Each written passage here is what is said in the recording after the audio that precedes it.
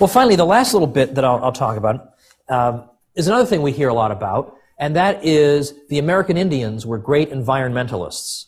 And the usual implication of this is that you, being non-Native Americans, are all pretty much terrible environmentalists, and you should be ashamed of yourselves compared to these people. Now, I am not saying this to disparage or make light of or make fun of American Indians. That's not in any way my intention. In fact, my view is that people who want to hold these people up as models of environmentalism are themselves really treating these people like children. I mean, they're not treating them like human beings. They're treating them like cardboard cutouts that they can use as bludgeons to bash the rest of us over the head with. They couldn't care less what the Indians actually did. They don't know anything about it, most of them.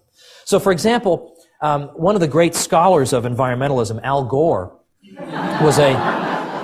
that was cheap, totally cheap. But Al Gore, in his book Earth in the Balance, which came out when I was in college, he cited a speech from the 19th century Chief Seattle, who was in the Pacific Northwest. And in this speech, Chief Seattle talks about every single pine needle, every bug being sacred to him and his people. And, Al Gore is saying, if only we could get back to this.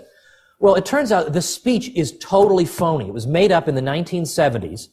The 1970s, like 100 years later, by a screenwriter named Ted Perry from Texas. Now, Perry just sort of, made up the speech, how he imagined it would have been, what this guy might have said. And then he saw that people were using it as if they were Chief Seattle's words. So Perry spent the rest of his career going around telling people, I made that speech up. I'm really sorry to break this to you, but I made that speech up. Well, Gore doesn't know this, so he's repeating it like this is from Indian wisdom. And this one speech bears a tremendous amount of the argumentative burden to prove that the Indians were all environmentalists. Well, the guy made it up. So anyway, Perry, this poor guy Ted Perry, makes up this speech, and he goes through his life thinking, well, maybe I've made good, I've tried to overturn this mistake. Well, there's a children's book that hits number 5 on the New York Times bestseller list called Brother Eagle, Sister Sky, written by some author, based on the phony Chief Seattle speech. He's going, oh, gosh, I can't. Then one day, Ted Perry is sitting in his own church, and his pastor gets up and says, as Chief Seattle said, he said, I can't believe this is happening. This can't be happening. So it just keeps going on and on. Well, earlier versions of the speech that we have are dubious for reasons of their own that I don't have time to get into, but I do talk about in the 33 Questions book.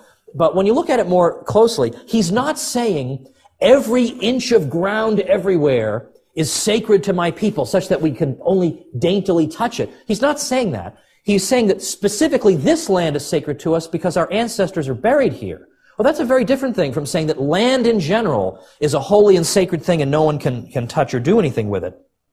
So were the American Indians environmentalists? Well, like most people, they were good in some areas and bad in others. They were not, in fact, cardboard cutouts. They were not, in fact, ideological little creatures to be exploited by leftists today. They were actually real human beings, believe it or not. They were actual people.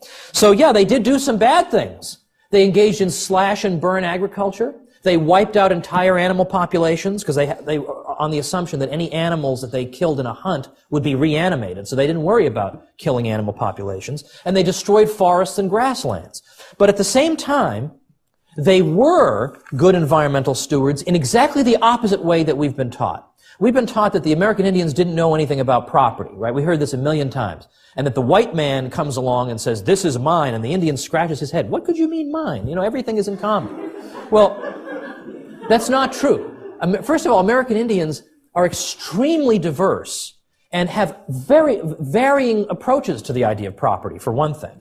But by and large, one of the reasons that you might see some Indians having a view of property that is relatively communal is that these were Indians who lived in areas of tremendous abundance. So like right now, air exists in such great abundance, we don't have property rights in it. We don't argue about it. I don't say, hey, wait a minute, you were just breathing my air, you jerk.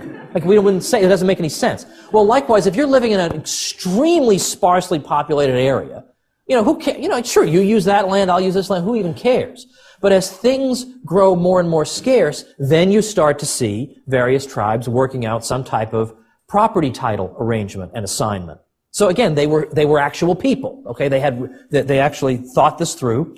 And so what they would do is, when they would find that game is becoming scarce, well, they would assign property rights. They'd say, this tribe can hunt in this area, this tribe can hunt in this area. And that protects against overhunting. Because if we just say, okay, everybody, it's every man for himself, just go kill whatever you want to kill, well, everybody will just think, well, I better just go kill any animal I can, because any animal I don't kill will be killed by somebody else, and this is my only chance to get it. No one thinks about tomorrow. They just think, I gotta just get when the getting's good. But if my tribe has care of this area in terms of hunting, well, we have an incentive not to kill every single animal now, because then what are we going to do next year? We have an incentive to preserve some for the future. And so we guard our property rights. We make sure that other people, poachers, don't come in and just start killing arbitrarily. No, because that hurts us, because then we won't have anything for next year. So they used basically property rights, in effect, to conserve in areas like this, whether it was salmon or livestock or whatever. And so this is, and just one last thing on this point, and then I'll wrap up, is that very recently in Wyoming, the Arapahoes on the Wind River Reservation in Wyoming have been riding around on all-terrain vehicles, just killing animals everywhere and just wiping out animal populations. And so what happened to their spiritual kinship with nature?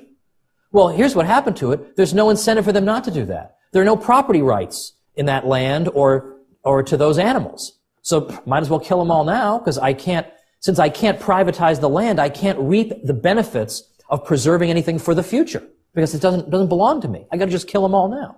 So in other words, the Indians responded to incentives. Again, they're people. They responded to incentives. But they show us that you can use property rights to preserve species and preserve the environment. So it's in fact the very thing we're told the Indians knew nothing about, namely private property rights. It's that very institution that they used to protect the environment. So they were environmentalists, but not in the way we're typically told. All right. Well, I'm already over the time, so I'll just simply leave you with this. We haven't actually mentioned today that the Mises Institute promotes something called the Austrian School of Economics. It's a school, it's not a building, it's a school of thought that is the oldest consistently existing school of economic thought, probably the smallest right now, but the fastest growing, because we have the fewest stooges in the Austrian school. We have the fewest bootlickers. Our economists don't want to go to Washington and tell them whatever they want to hear. We tell them the opposite of what they want to hear, which is why no one invites us to Washington. But the Austrian school, these are the economists who predicted the crash we're going through now, who predicted the Great Depression at a time when they were laughed at, where they were told that this is a time of permanent prosperity. In fact, Irving Fisher said that stocks had reached a permanently high plateau about 3 seconds before the stock market crash came. So there are people who are interested in what we're saying more and more.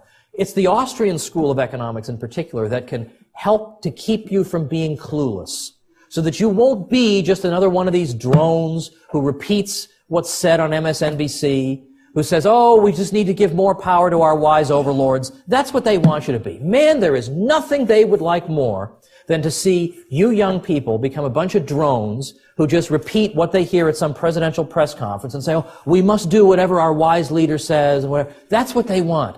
Don't think. That's exactly what they want. But what the Mises Institute challenges you to do is the opposite, is to think, is to listen to people who are out of fashion, because those are the ones who typically are right. The bootlickers are very much in fashion, and they told us everything was just super in the middle of 2007. And they're telling us things are turning around and they're going to be just great within 10 minutes.